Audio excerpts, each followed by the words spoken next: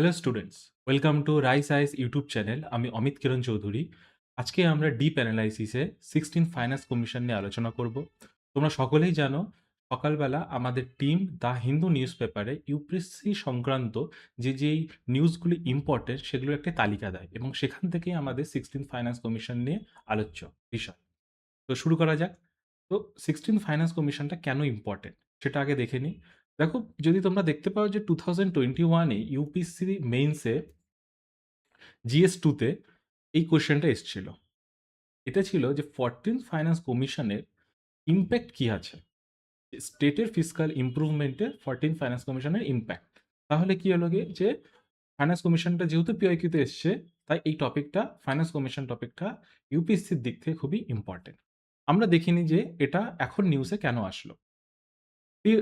16 finance commission যেটা কিনা তার রিপোর্ট সাবমিট করেছিল নভেম্বরে প্রেসিডেন্টের কাছে। এটা মাথায় রাখবে, ফাইন্যান্স কমিশন কিন্তু রিপোর্ট করে প্রেসিডেন্টকে। তো কিছুদিন আগে রিসেন্টলি সেন্ট্রাল গভর্নমেন্ট ফাইন্যান্স কমিশনের যে রিপোর্টটা ওটা একসেপ্ট করে, রিকমেন্ডেশনগুলি মেনে নেয়। সেজন্য এটা নিউজে এসছে। তো আমরা দেখে নিই ফাইন্যান্স কমিশনে কি আছে। তো ফার্স্টে দেখব যে প্রিলিমসের দিক থেকে যে ছোট, ছোট ইনফরমেশনগুলো আছে about the finance commission. Finance commission আমরা জানি এটা একটা কনস্টিটিউশনাল বডি। আচ্ছা, এটা ফাইন্যান্স কমিশন কনস্টিটিউশনাল বডি কেন? ফাইনাল ফাইন্যান্স কমিশনটাই কেন? এটা জানতে হবে ফার্স্ট, তাহলে পুরো জিনিসটা ক্লিয়ার হয়ে যাবে। ফাইন্যান্স কমিশন হচ্ছে আমরা জানি এটা আমাদের যুক্তরাষ্ট্র পরিকাঠামো, ফেডারেল কান্ট্রি।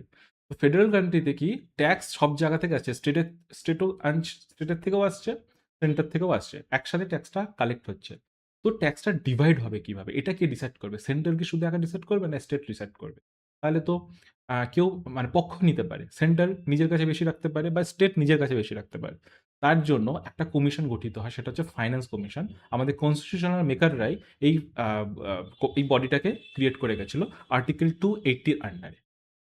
বোঝা গেল? তাহলে আমরা পরিষ্কার বুঝতে পারলাম যে ফিসকাল ফেডারেলিজম এর জন্য ফিন্যান্সিয়াল কমিশন একটা কি পিলার। এই ফিন্যান্সিয়াল কমিশন কি কাজ করে? তারা হচ্ছে ফান্ড ডিভাইড করে। সেটা ভার্টিক্যাল হতে পারে, সেটা দেখবো আমরা হরাইজন্টাল হতে পারে। দেখো, হরাইজন্টাল হতে পারে। ভার্টিক্যাল মানে কি? ভার্টিক্যাল মানে আমরা উপর থেকে নিচ। তার মানে সেন্টার, এটা দেখে নাও যে সেন্টার তার থেকে স্টেটে কিভাবে যাবে? সেন্টার কত রাখবে? স্টেটের শেয়ার কত থাকবে? দেন হরাইজন্টাল মানে হচ্ছে পাশাপাশি। পাশাপাশি মানে কি হচ্ছে স্টেট ডিভাইড স্টেট। ইউপি কত রাখবে, তামিলনাড়ু কত রাখবে, ওয়েস্ট বেঙ্গল কত রাখবে। এটা হচ্ছে horizontal. Then grants in aid, আমরা জানি সেন্ট্রাল গভর্নমেন্ট গ্র্যান্টস দিয়ে থাকে স্টেটকে বিভিন্ন ডেভেলপমেন্ট ওয়ার্কে। সেই গ্র্যান্টসটা কত দেবে, কিভাবে দেবে গ্র্যান্টস। আর লোকাল বডিজ, এটা গ্র্যান্টস এসটা লোকাল বডির মধ্যেই, লোকাল বডিটা গ্র্যান্টস এর মধ্যেই চলে আসে। তো লোকাল বডিজগুলো কত শেয়ার পাবে, কিভাবে পাবে সেটাও ফিনান্স কমিশন ডিসাইড করে দেয়। এটা আমরা বুঝে গেলাম ফাংশন। আরেকটা জিনিস কি, এইবারে ফিনান্স কমিশনের চেয়ারম্যানকে একটা অরবিন্দ পানাগারিয়া। তো এটা একটু মনে রাখবে। আর আমরা মেম্বার্স দিয়ে দিয়েছি, জাস্ট একটুখানি দেখে রাখবে। আচ্ছা, কি রেকমেন্ডেশন? তো ফিনান্স কমিশনের কি আছে যে কি রেকমেন্ড করেছে ফিনান্স কমিশন সেটা আমরা একটু দেখে নিই। এখান থেকে কিন্তু আমরা সমস্ত জিনিসটা বুঝতে পারবো যে ফিনান্স কমিশনের আদতে কি পাওয়ারস রয়েছে। তো ভার্টিক্যাল ডেভলিউশন যেটা বললাম, ইউনিয়ন টু স্টেটস, সেটা সেমই রয়েছে আগের মতো, 41% শেয়ার রয়েছে। কিন্তু স্টেট যেমন তামিলনাড়ু, ওয়েস্ট বেঙ্গল, পাঞ্জাব এইসব স্টেটরা ডিমান্ড করেছিল এই শেয়ারটা বাড়া উচিত। সেটা 45-50% হওয়া উচিত, বাট 41% রয়েছে আগের মতো। দেন হরিজন্টাল ডিভ্যালুয়েশন, এটা কিন্তু খুবই ইম্পর্টেন্ট। হরিজন্টাল ডিভ্যালুয়েশন কিভাবে ইম্পর্টেন্ট হচ্ছে? তোকে ইন্টার স্টেট অ্যালোকেশন মানে ইউপি কত পাবে, আর গুজরাট কত পাবে, আর ওয়েস্ট বেঙ্গল কত পাবে। এটা বিভিন্ন রকম ক্রাইটেরিয়া রয়েছে, সেই হিসাবে এটা ঠিক হয়। এখানে দেখো আমি সব ক্রাইটেরিয়াগুলো কিন্তু একটা তালিকা করে দিয়েছি যাতে তোমাদের পড়তে এবং মনে রাখতে সুবিধা হয়। ইনকাম ডিস্টেন্স মানে হচ্ছে যেই স্টেটের পার ক্যাপিটা ইনকাম বেশি, যে স্টেট ধনী সেই স্টেট কম পাবে, যে স্টেট গরিব সেই স্টেট বেশি পাবে। যেমন কি বিহার, বিহার, ছত্তিশগড়, এই যে ঝাড়খণ্ড, এই যে স্টেটগুলো আছে যেমন নর্থ ইস্টের স্টেট, হিলি স্টেট, এরা ইনকামের দিক থেকে একটু পিছিয়ে পড়া স্টেট। তো তারা হচ্ছে কি, তারা বেশি শেয়ার পাবে। ঠিক আছে? এবং এটার ওয়েটেজ পুরো ডিস্ট্রিবিউশনে 42%। ঠিক আছে? এর ফলে কি হয় কি, ইকুইটি এনশিওর হয়। লো ইনকাম স্টেটসগুলো বঞ্চিত ফিল করে না। তাদেরকেও এক্সট্রা ফান্ড দিয়ে তাদের গ্রোথে সাপোর্ট করা হয়। দেন পপুলেশন, যে স্টেটে বেশি পপুলেশন সেই স্টেট বেশি ফান্ড পাবে কারণ তাদের বেশি পপুলেশনকে দেখতে হয়। এটা নিয়েই কিন্তু আমাদের ফাইন্যান্স কমিশনের সবথেকে বড় একটা চ্যালেঞ্জেস বা কনসার্ন সেটা হচ্ছে south north divide. Southern state population control করেছে, নর্থ ইস্টার্ন পপুলেশন কন্ট্রোল করেনি। তো এটা নিয়ে একটা মানে স্ট্রাগল চলে। দেন ডেমোগ্রাফিক পারফরমেন্স, কোন স্টেট ডেমোগ্রাফি মানে হচ্ছে জনসংখ্যা, জনসংখ্যার কতটা স্কিল্ড হয়েছে, কতটা এডুকেটেড হয়েছে তার উপরেও আমরা ওয়েটেজ রেখেছি, মানে ফাইন্যান্স কমিশন ওয়েটেজ রেখেছে। দেন এরিয়া, কোন স্টেট কত বড়।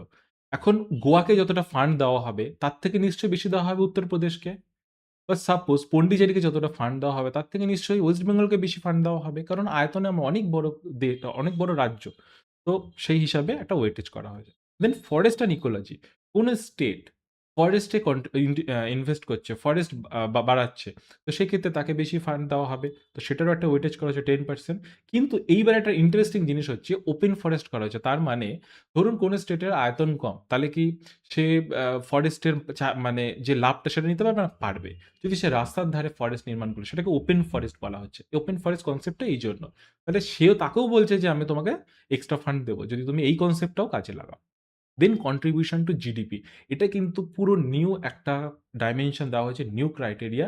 এর আগে ছিল ট্যাক্স এফোর্টস। এই ট্যাক্স এফোর্টস থেকে কন্ট্রিবিউশন টু জিডিপি, তার মানে আগে ছিল যে ঠিক আছে তুমি এফিসিয়েন্সি আনছো, ট্যাক্স কালেকশন করছো, সব ঠিক আছে। আমরা তার থেকেও বেশি এবার ইম্পর্টেন্ট দেবো তুমি ইন্ডিয়ার জিডিপিতে কত বেশি কন্ট্রিবিউট করছো। ইন্ডিয়ার জিডিপি ধরে নিলাম 100 আগের বছর, এই বছর 110 হয়েছে। এই যে 10% বেড়েছে, হিসাবে যে 10% বেড়েছে, এতে তোমার কন্ট্রিবিউশন কতটা? তোমার কন্ট্রিবিউশন যদি বেশি হয়, তুমি বেশি টাকা পাবে। তো এটাও একটা কিন্তু প্রভিশন আনা হয়েছে, এবং এর ফলে কি হবে কি সাউদার্ন স্টেটগুলো কিন্তু সুবিধা পাবে। সাউদার্ন স্টেটগুলোর কনসার্ন কি ছিল যে পপুলেশনের ফলে তো নর্থ স্টেটের কাছে বেশি টাকা যাচ্ছে, তখন তাদেরকে দেওয়া হলো কি সাউদার্ন স্টেট যেহেতু আমাদের জিডিপিতে বেশি কন্ট্রিবিউট করে, তখন বলা হলো তাহলে কি এটা প্রপোর্শনেট হয়ে যাবে, একটা দিক থেকে কম্পেনসেট করা হবে। তারপরে দেখা না যে কি রিকমেন্ডেশন মধ্যে আমরা একটা দেখে নিলাম কি ভার্টিক্যাল হরাইজন্টাল দেখে নিলাম, কিন্তু এরপরে দেখছি গ্রান্টস ইন এইজ। এই গ্রান্টস ইন এইজে আমি বললাম যে লোকাল বডিজ গুলো এসে যাবে, ঠিক আছে, ডিজাস্টার ম্যানেজমেন্টও এসে যাবে। কারণ গ্রান্টস আমরা কিসে দিই? একটা হচ্ছে লোকাল বডিজ, তারা কিন্তু আমরা সবাই জানি আমাদের লোকাল বডিজরা ফিসক্যালি কিন্তু তারা ডিপেন্ডেবল সেন্টারের কাছে, স্টেটের কাছে, শুধু সেন্টারকে সেই গ্রান্টস দিতে লাগে। তো লোকাল বডিজ কিন্তু দুটো আছে, আমরা জানি একটা আরবান, একটা রুরাল। এই আরবান রুরালটা ডিভাইড হয় হচ্ছে 60-40 রেশিওতে, 60% রুরাল পায়, 40% আরবান লোকাল বডিজ পায়। কিন্তু এরপরে একটা নতুন প্রভিশন দিয়ে দিয়েছে কি, যে পারফরমেন্স বেস তোমাকে আমি দেবো, 80% তো বেসিক গ্রান্টস দেবো। বেসিক গ্রান্টস মানে কি, মাইনে পত্র, এগুলো তো বেসিক গ্রান্টস, কিন্তু 20% একটা আমি প্রভিশন দিয়ে দেবো, পারফরমেন্স দিয়ে দেবো, যে আমাকে এই পারফরমেন্স করে দেখাও। সামথিং স্যানিটেশন হতে পারে, বা পানীয় জল, পরিশুদ্ধ পানীয় জল ঘরে ঘরে কানেকশন হতে পারে। আমাদের একটা স্কিম, বলো কি স্কিম আছে, বাংলাতে আছে নির্মল বাংলা। নির্মল বাংলাতে রয়েছে হচ্ছে স্যানিটেশন। এইটাই আবার সেন্টারে বলছে কি স্বচ্ছ স্বচ্ছ ভারত, ঠিক আছে। এটা কিন্তু লিঙ্ক করবে, লিঙ্ক করলেই তুমি মেন্সে ভালো মার্কসটা আসবে। এই যদি তুমি এক্সাম্পলস অ্যাড করতে পারো এই নীতি আয়োগের কোশ্চেনে, যদি আমরা এই যখন পারফরমেন্স বেস দিচ্ছি, পারফরমেন্স বেস শুধু ক্রিটিসিজমে ইউজ করা যাবে না, শুধু করব না, এটা কিন্তু আমরা যদি ইন্টারলিঙ্ক করে যদি গভর্নমেন্ট সাপোর্টিভ স্কিম দিয়ে দিই, তাও একটা ভালো আসবে। আরেকটা কি আছে, ওয়াটার কানেকশনে কি আছে, হর ঘর জল। হর ঘর জল যেমন সেন্টারের রয়েছে, আমাদের কি আছে কি, যে প্রতিটা ঘরে পরিশ্রুত পানীয় জল। তারপরে আর দুটো কন্ডিশন রয়েছে, যে সেন্টার বলছে, প্ল্যানিং কমিশন বলছে, তোমরা যদি স্টেট যদি এই দুটো কন্ডিশন মানে, তাহলে তোমাকে টাকাটা দেবো। কি, একটা হচ্ছে পিরিয়ডিক্যালি স্টেট ফাইন্যান্স কমিশন গঠন করতে হবে। আমরা জানি সেন্ট্রাল যে ফাইন্যান্স কমিশন হচ্ছে, সেটা কিন্তু আর্টিকেল 218 আমাদের কনস্টিটিউশনাল, প্রতি 5 বছর অন্তর, 5 ইয়ার্স, ডেটাগুলো মনে রাখো, 5 ইয়ার্স অন্তর অন্তর কিন্তু প্রেসিডেন্ট এটা কনস্টিটিউট করে ফাইন্যান্স কমিশন, সেই হিসাবে কিন্তু ফান্ড ডেভেলুয়েট হয়, ফান্ড ডিস্ট্রিবিউশন হয়, বন্টন হয়। কিন্তু স্টেটে হয় না, তো বলছে স্টেটকে করতে হবে, এটা প্রভিশনে দিয়েছে। আর একটা কি দিয়েছে, যে লোকাল বডিজগুলোকে অডিট করাতে হবে, কে কোথায় খরচ করছে। আমরা শুনেছি রিসেন্ট দিনে বা প্রধানমন্ত্রী যে আবাস যোজনা বা বিভিন্ন রকম যোজনাতে, যে 100 দিনের কাজে বিভিন্ন রকম করাপশনের কেস দেখা গেছে, তো সেক্ষেত্রে বলছে অডিট দরকার। তারপর আরেকটা দিয়েছে যে আরবানাইজেশন প্রিমিয়াম, 10,000 কোটি টাকা করে স্টেট গভর্নমেন্টগুলির মধ্যে ডিস্ট্রিবিউট করবে সেন্টার।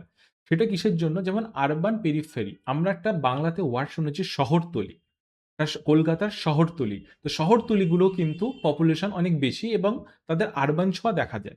তো সেই শহরতলিগুলোকে আরবান বডিজ গুলোর মধ্যে আনতে, তাদেরকে বেটার ইনফ্রাস্ট্রাকচার দিতে 10,000 কোটি টাকা একটা ফান্ড দেওয়া হয়েছে। সেটা বলছে আরবানাইজেশন প্রিমিয়াম। আচ্ছা, তারপর দেখো ডিজাস্টার ম্যানেজমেন্ট কি আছে? এটা state disaster relief fund, SDRF, আর হচ্ছে স্টেট ডিজাস্টার মিটিগেশন ফান্ড। তো এই দুটির জন্য টাকা দেওয়া হবে। এটা দেখে নিও যে 75-25 রেশিও। এটা হচ্ছে ফর জেনারেল স্টেট, আর 90-10 রেশিও হচ্ছে নর্থ ইস্ট আর হিমালয় স্টেট। তো দেখে নিও, ডেটা ফ্যাক্টস আছে। আচ্ছা, এই এই কমিশন, 16 ফাইন্যান্স কমিশন একটা নতুন জিনিস দিল। সেটা বলছে যে ফিসকাল রোড ম্যাপ। আমাদের যে ফিসকাল মানে হচ্ছে আমাদের কত ইনকাম হচ্ছে, কত এক্সপেন্ডিচার হচ্ছে। এই যে ফিসকাল, এটাকে বলে ফিসকাল রোড হিসাব। ফিসকাল হিসাবটা একটা টার্গেট করে দেওয়া হয়েছে। এরকম যে ফিসকাল ডেফিসিট হচ্ছে আমার যদি ইনকাম ইনকাম আমার 100 রুপিস, আচ্ছা এক্সপেন্ডিচার আমার 110 রুপিস, তাহলে ফিসকাল ডেফিসিট হচ্ছে কত? 10। এই যে 110 মাইনাস 100, এটা হচ্ছে ফিসকাল ডেফিসিট। তো ফিসকাল ডেফিসিট কত রাখতে পারবো? এখানে কি 10% কিন্তু হয়ে গেল? 10% রাখা যাবে না। বললো 2030-31 এর মধ্যে 3.5% রাখতে হবে। আর এটাই স্টেটের ক্ষেত্রে কি করতে হবে? 3% স্টেট জিডিপির মধ্যে। স্টেটে যত জিডিপি আছে তার 3%ই তুমি ফিসকাল ডেফিসিট রাখতে পারবো। বোঝা গেল জিনিসটা, কনসেপ্টটা ক্লিয়ার হলো? আচ্ছা, তারপরে আর কি কি রাখা রয়েছে? যে ফিসকাল, যে আমাদের হেলথ ঠিক করার জন্য আর কি কি নেওয়া হলো? Off budget boring. Of budget boring মানে কি? সাপোজ করো আমাদের ঋণ আমরা কিভাবে নিই? গভর্নমেন্ট ঋণ নেয়, কিন্তু গভর্নমেন্ট ঋণ নিলে, ডেট নিলে সেটা কিন্তু বাজেটে ইনক্লুড হয়ে যায়। তাহলে ওটা তো বাজেট বরিং বলতে পারতো। কিন্তু অফ বাজেট মানে কি? বাজেটের বাইরে গিয়ে বড়। তার মানে আমাদের আমাদের বাস লাগবে, 500 খানা বাস লাগবে, ইলেকট্রিক বাস। তো গভর্নমেন্ট ডিরেক্ট নিজে টাকা ধার করে বাস কিনতে পারতো, সেটা বাজেটে চলে আসবে বড়ই। কিন্তু ওটা না করে গভর্নমেন্ট করলো কি, আমাদের একটা পিএসইউ আছে, সেটা হচ্ছে ট্রাম কর্পোরেশন। সে ট্রাম কর্পোরেশনের আন্ডারে 100 crore লোন নিয়ে নিল। এটাকে বলে অফ বাজেট বোরিং। এটা কিন্তু আমাদের বাজেটে দেখা হবে না যে ওয়েস্ট বেঙ্গল গভর্নমেন্ট এই লোনটা নিয়েছে। বা সেন্ট্রাল গভর্নমেন্টের ক্ষেত্রে সেন্ট্রাল গভর্নমেন্ট পিএসইউ দিয়ে, যেমন কোল ইন্ডিয়া দিয়ে একটা লোন তুলে নিল, এটা কিন্তু বাজেটে দেখানো হবে না, কিন্তু গভর্নমেন্ট খরচ করছে। Off budget borrowing total ban করা হলো। তাহলে কনসেপ্ট ক্লিয়ার হলো অফ বাজেট বোরিং। পাওয়ার সেক্টরে বলা হচ্ছে ডিসকমকে প্রাইভেটাইজেশন করো, কারণ বেশিরভাগ public sector discom loss making, তো প্রাইভেটাইজ করো। Subsidy rationalization. আমি খরচা বেধারাক করতে পারবো না, আমি সবাইকে সাবসিডি দিতে পারবো না। এখন এখন আমরা দেখছি যে ফ্রিবিস কালচার দেখা গেছে এবং সুপ্রিম কোর্টও এটা নিয়ে বলেছে। তো এই ফ্রিবিস কালচার করতে দেওয়া যাবে না। আরেকটা জিনিস দিয়েছে যে পাবলিক সেক্টর এন্টারপ্রাইজেস। আমরা জানি যে আমাদের দেশে যেহেতু আমরা একটা socialist mixed country, but socialist অনেক আইডিওলজি আমাদের ইকোনমিতে রয়েছে। তো সেক্ষেত্রে অনেক পিএসইউ আছে যেটা পাবলিক সেক্টর এন্টারপ্রাইজেস যেটা বলে পিএসসি বা পিএসইউ। তো 308 এরকম ইনঅ্যাক্টিভ স্টেট পিএসসি কে বলা হচ্ছে যে, এন্টারপ্রাইজেসকে বলা হচ্ছে যে এগুলোকে ক্লোজ করতে হবে। তাহলে কি ফিসকাল যে বার্ডেনটা স্টেটের উপর পড়ছে সেটা কমে যাবে এবং পয়সাও আসবে, আমাদের টাকাও ইনকাম হবে যদি আমরা ওটাকে প্রাইভেটাইজ বেচে দিই। আচ্ছা, তারপর বলছি সিগনিফিকেন্স। তো সিগনিফিকেন্সটা আমি কেন অ্যাড করলাম? এখানে তো সবই দিলাম। ইনফরমেশন তো আমার এখানটায় কি, কি রিকমেন্ডেশন নিয়েছে সবই দিলাম। তো সিগনিফিকেন্সটা আলাদা করে সিগনিফিকেন্স আলাদা করে দিয়েছি। এটা হচ্ছে মানে মুখে খাবার তুলে দেওয়ার মতো। মুখে খাবার তোলা কেন বললাম? কারণ তোমরা যদি কোয়েশ্চেনটা দেখো, বলেছে যে কি, how recommendation of 14 finance commission improve state fiscal position. স্টেটকে কিভাবে ইমপ্যাক্ট করছে, এটা তো ইমপ্যাক্টই সিগনিফিকেন্স। তো আমি এটা সিগনিফিকেন্সটা না আলাদা করে দিলাম। যদি কোশ্চেন এসে যায় তোমরা ডিরেক্ট লিখে দিতে পারবে। ঠিক আছে? তো কি, কি আছে দেখো? Reward for productivity. আমি জিডিপিতে বেশি কন্ট্রিবিউট করছি, তাহলে আমি টাকা বেশি পাবো। এটাই তো হওয়া উচিত। এটাই তো কম্পিটিশন করবে। কম্পিটিটিভ ফেডারালিজম, এই টার্ম কিন্তু ইম্পর্টেন্ট। ঠিক আছে? এই জিনিসগুলোকে কিন্তু মনে রাখবে। দেন কি আছে? Fiscal hard budget constraint.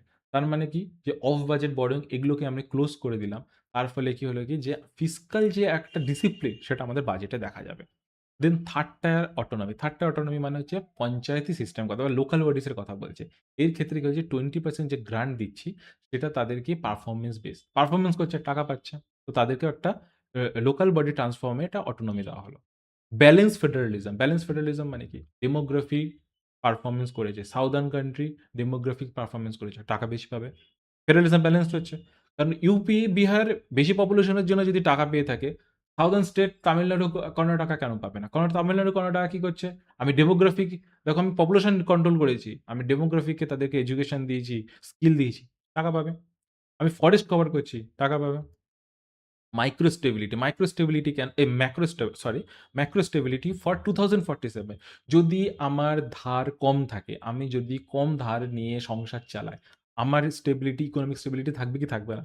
Same as স্টেটে যদি 3.5% ডেফিসিট থাকে, আমি যদি 100 টাকা ইনকাম করে 103.5 খরচ করছি, তাহলে এই যদি মেনটেন করি আমরা, তাহলে আমাদের ম্যাক্রো লেভেলে ইকোনমিক স্টেবল থাকবে। বোঝা গেল কি? আচ্ছা, এরপরে যে টপিকটা আসবে সেটা হচ্ছে, সব তো বুঝলাম যে কি রিকমেন্ডেশন দিল, সিগনিফিকেন্স দিল, কি সব দেশ উন্নতি হচ্ছে সব বুঝলাম। কিন্তু চ্যালেঞ্জেস, কনসার্ন কি আছে? কনসার্ন তো রয়েছে না? তামিলনাড়ু, পাঞ্জাব এরা তো চাইলো যে আমাদেরকে বেশি টাকা দিক। তার মানে চ্যালেঞ্জেস তো রয়েছে। চ্যালেঞ্জ যেটাই, এই একটা ছবি কিন্তু আমি এটা ইনকর্পোরেট করেছি তোমাদের জন্য বুঝতে। এটা দেখো, একপাশে রয়েছে দাঁড়িপাল্লার, একপাশে রয়েছে প্রতিটা স্টেট। দেখো একেকটা স্টেট টুকরো করে দিয়েছে। আরেকটা সাইডে রয়েছে পুরো ইন্ডিয়া। তার মানে এটা হচ্ছে ইউনিয়ন গভর্নমেন্ট। তোমরা বুঝতে পেরেছিলে? এটা ইউনিয়ন গভর্নমেন্ট আর এটা হচ্ছে স্টেট। কালার চেঞ্জ করে দিলে বোঝা যাবে নাকি? ইউনিয়ন আর এটা হচ্ছে স্টেট। তো দাঁড়িপাল্লা দেখো ভার কিন্তু ইউনিয়নের দিকে বেশি ভারী হয়ে গেছে। তাহলে ইউনিয়ন গভর্নমেন্ট বেশি পাচ্ছে টাকা। তো এবার দেখে নাও কি প্রবলেম আছে। দেখো, cess and surcharge. Cess and surcharge loophole কি? আগে সেস অ্যান্ড সারচার্জ যেটা বসানো, তো আমরা জানি যে এডুকেশন সেস। আমরা রেস্টুরেন্টে যাচ্ছি বা কোনো অনেক কিছু এক্সপেন্সিভ জিনিস কিনি, সেখানে দেখা গেলো এডুকেশন সেস বা এগ্রিকালচার সেস থাকে। সেই সেসে কিন্তু আগে স্টেটরা ভাগ পেত, বাট এইবারে ভাগ দেওয়া হচ্ছে না। ঠিক আছে? তো এই যে ভাগটা দেওয়া যায়, এর ফলে কি হচ্ছে কি, দেখা তো যাচ্ছে যে 41% আমরা শেয়ার দিচ্ছি। এটা কিন্তু সেস ছাড়া, যে টোটাল ইনকাম হয়েছে ১০০ টাকা। কিন্তু সেন্ট্রাল এই ১০০ এর মধ্যে সেসটাকে বাদ দিয়ে দিচ্ছে। যে ফাইন্যান্স কমিশন রিকমেন্ডেশন হয়েছে সেস বাদ। তাহলে সেস থেকে দেখা গেল, সেসে আমাদের এসছে, সেস সারচার্জ মিলে দেখা গেল এসছে ২০ টাকা। তাহলে ডেভলিউশনটা কিভাবে হবে? ফান্ড কিভাবে পাবে? ২০টা মাইনাস হবে। সেন্টার বলবে যে আমি ৮০ টাকা থেকে ডিভাইড করবো। ৮০-র 41% তুমি পাবে। ১০০-র 41% মানে ৪১ টাকা। কিন্তু ৮০-র 41% হয়ে যাবে কি? ওই ৩১-৩২ টাকা। তাহলে কি দেখে নাও? তাহলে ম্যাথ কিন্তু আমি এটা ক্যালকুলেশনটা কিন্তু ঠিকই দেখিয়েছি যে ২০ টাকায় কিন্তু শেষ আছে, 20% শেষ, কিন্তু আমরা কমিয়ে দিয়ে 31-32% স্টেট পাচ্ছে। আল্টিমেটলি যত ফান্ড সরকার দেশ থেকে কালেক্ট করছে, ইউনিয়ন গভর্নমেন্ট। তো এটা একটা লুপ হোল। যত টাকা কম যাবে স্টেটের কাছে, তত তাদের বাজেট কনস্ট্রেন্ট থাকবে। তার ফলে সেন্টারের গ্রান্টসের উপরে ডিপেন্ড করতে হবে। তাহলে সব থেকে কি হবে কি? ইউনিটারি সিস্টেম আসছে ফেডারেলিজমের এগেনস্টে। তারপরে কি? ডিসকন্টিনিউয়েশন অফ রেভিনিউ ডেফিসিট।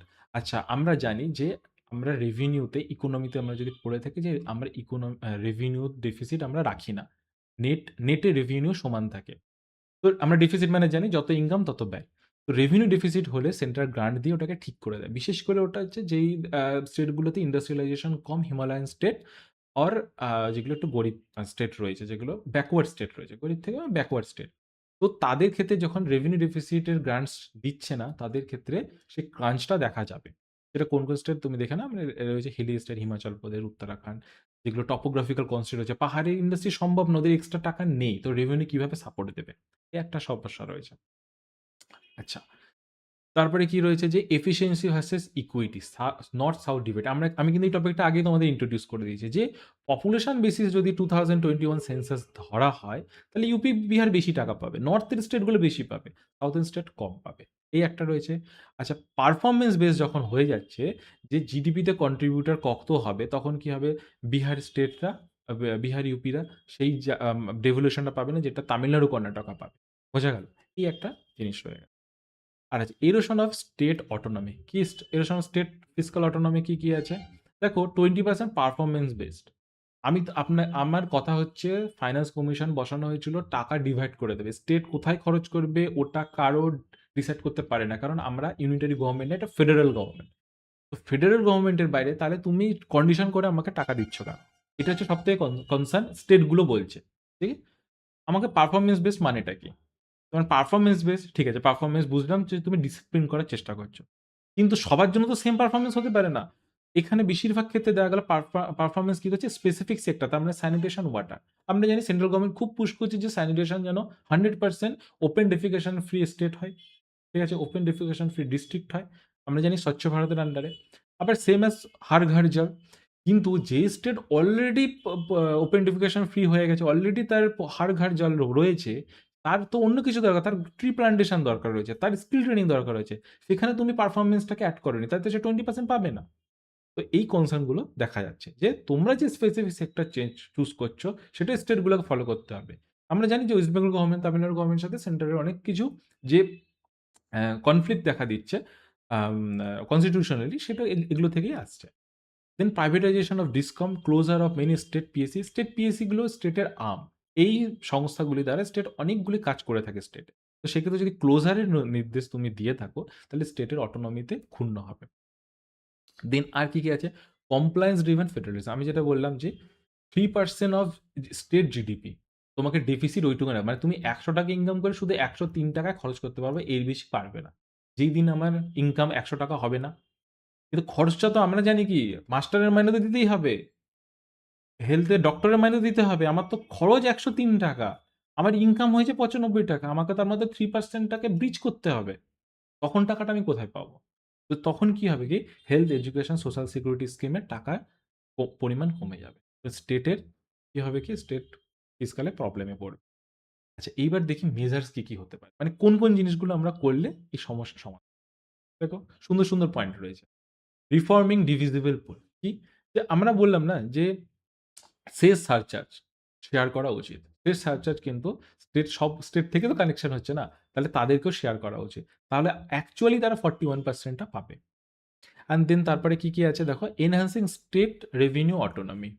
তার মানে কি, জিএসটি ফ্লেক্সিবিলিটি। তার মানে কিছু ডিমেরিট গুডস আছে, যেমন কি ধরলাম তামাক জাতীয় দ্রব্য, বিড়ি, সিগারেট, এইগুলো যেন স্টেট আলাদা করে সেস বসাতে পারে, তার ফলে কিন্তু স্টেটের আলাদা ইনকাম হবে। এগুলো তো ডিমেরিটস গুডস, এগুলো তো পাবলিক হেলথ বা পাবলিকের কোনো অসুবিধা হবে না, না? তো সেই জন্য বলছি যে একটু ফ্লেক্স দেওয়া উচিত, ট্যাক্স ব্যান্ড দেওয়া উচিত এই জিনিসগুলোর ক্ষেত্রে। দেন পার্সোনাল ইনকাম ট্যাক্স শেয়ারিং। তার মানে কি, আমরা যে ইনকাম ট্যাক্স, এটা তো সেন্টার ডিরেক্ট চলে যায়।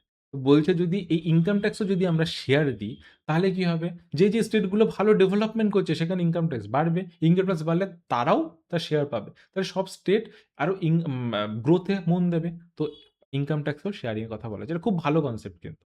দেন হচ্ছে স্ট্রেংথেনিং লোকাল গভর্নেন্স। আচ্ছা, বলছে যদি আমরা ডিরেক্ট কিছু যে গ্রান্টস গুলো দিচ্ছি, ডিরেক্ট পঞ্চায়েত পাচ্ছে, পঞ্চায়েত কাজ করছে, সাবমিট করছে, টাকা ডিরেক্ট সেন্টার থেকে চলে আসে, তাহলে মিডিলে যে ডিলে হচ্ছে স্টেট গভর্নমেন্টের থেকে, সে ডিলেটা হবে না। ডিরেক্ট বলছে সেন্ট্রাল গভর্নমেন্টের ফান্ড যাতে ডিরেক্ট ফ্লো হয়। আচ্ছা, রেশনালাইজিং এক্সপেন্ডিচার। রেশনালাইজিং মানে এক্সপেন্ডিচারটা কি আছে, যে ব্লক গ্র্যান্টস করি, যেখানে স্যানিটেশন দরকার থাকে স্যানিটেশন হিসাবে টাকা দেবো, যেখানে স্কিল ট্রেনিং দরকার সেখানে স্কিল ট্রেনিং হিসাবে দেবো। তো এটা রেশনালাইজ যেন করা হয়, যেন সবাইকে না বলি যে না তুমি স্যানিটেশন করো, তুমি জল পৌঁছাও, আমি টাকা দেবো, ওরকম যেন না হয়। দেন হচ্ছে sunset clause for subsidy. Sunset clause মানে যে এই একটা অ্যামাউন্ট পর্যন্ত তুমি সাবসিডি দিতে পারো, যে ফ্রি বাস, ফ্রি বিসের যে কালচারটা, যে ওমানদেরকে আমি ফ্রি বাস রাইড দেবো, একটা তুমি দাও, কোনো অসুবিধা নেই, কিন্তু একটা লিমিটে, যে 2% তুমি বাজেটে দিতে পারবে বা 3% দিতে পারবে, একটা লিমিট সেট করে দাও, তাহলে কি হলো, কি ডিসিপ্লিন থাকলো। ভোটের আগে দেখলো ওটার বাজেটে 10% আমি দিয়ে দিলাম ফ্রি বিসে, সেটা যেন না হয়। ভালো পয়েন্ট। দেন ইনস্টিটিউশনাল রি-ইঞ্জিনিয়ারিং, সেটা কি আছে? দেখো, ইন্টার স্টেট কাউন্সিলকে রিঅ্যাক্টিভ করা। ইন্টার স্টেট কাউন্সিল কিন্তু একটা কনস্টিটিউশনাল বডি আন্ডার আর্টিকেল 263, এটা প্রিলিমসের জন্য কিন্তু ইম্পর্টেন্ট। তো তো বলছে যে ইন্টার স্টেট কাউন্সিলকে আবার অ্যাক্টিভেট করলে কি হবে, তাহলে এই ডিসকাশনগুলো সম্ভব হবে সেন্ট্রাল স্টেটের মধ্যে। দেন কনক্লুশন, আমি আবারও বলেছি যে কনক্লুশন কিন্তু আমরা একটা রেডিমেড প্রোভাইড করব। এটা একদমই তোমরা মনে রাখবে, এবং তোমরা দেখলে বুঝতে পারবে। দেখো, বিকশিত ভারত, এই কি টার্মসগুলো কিন্তু কনক্লুশনে ইম্পর্টেন্ট, ফিউচার দেখাও। আমি কিন্তু কনক্লুশন সবসময় যেই জিনিসটা মাথায় রেখে কনক্লুশন বানায়, সেটা হচ্ছে ফিউচারিস্টিক হবে, ডেটা ড্রিভেন হবে, গভর্নমেন্টের কোনো একটা প্রজেক্ট থাকবে, প্রকল্প থাকবে। বিকশিত ভারত 10 ট্রিলিয়ন ইকোনমি হলো কি হলো না? তো এই কনক্লুশন তোমরা ডিরেক্ট ব্যবহার করতে পারো। তো আমরা এই যে প্ল্যানিং কমিশনটা, 16 ফিনান্স কমিশন, যেটা পিওয়াইকিউর দিক থেকেও পিওয়াইকিউতে এসছে এবং খুবই ইউপিএসসি দিক থেকে খুবই ইম্পর্টেন্ট, এটা কমপ্লিট নোট প্রোভাইড করেছি, যেখান থেকে আর অন্য কোথাও থেকে তোমাদের ভ্যালিডেশনের দরকার নেই। এই নোটসটা আমাদের ওয়েবসাইটে বেঙ্গলিতেও তোমরা পেয়ে যাবে, যেটা বেঙ্গলে ১ম। তো তোমরা নোটসটা যে যার ভাষায় পড়ে নেবে, যারা যেই ল্যাঙ্গুয়েজে পরীক্ষা দিচ্ছ, বেঙ্গলিতে দিলে বেঙ্গলিতে, ইংলিশে দিলে ইংলিশে, কনটেন্টটা দুবার পড়বে। এইখানে পিওয়াইকিউ দেওয়া রয়েছে, কোথাও যেতে লাগবে না। পিওয়াইকিউটা ১৫০ ওয়ার্ডে, তোমরা ১০ মিনিট টাইম নিয়ে ঘড়ি ধরে কিন্তু এই কোয়েশ্চেনটা লিখবে। এই কোয়েশ্চেনটা তোমরা লিখবে। লিখার পরে কি হবে? তোমরা আমাদের ওয়েবসাইটে সাবমিট করে দেবে, আমরা চেক করে জমা করে দেব। বোঝা গেল? আর আমাদের তোমরা আমাদের সকালবেলায় বলা হয়েছে যে আমাদের প্রিলিমস বাইটস নিয়ে অ্যান্ড এডিটোরিয়াল এক্সপ্লেইন নিয়ে আমাদের ভিডিও আসে এবং তার উপরে কনটেন্ট হয় বাংলা প্লাস ইংলিশে। ওয়েবসাইটে পেয়ে যাবে আর YouTube এ এই ভিডিও এক্সপ্লেনেশন গুলো পেয়ে যাবে। তাহলে তোমরা ভালো করে পড়াশোনা করো। আশা করি তোমরা সবাই ভালো থাকবে। কালকে আবার দেখা হবে।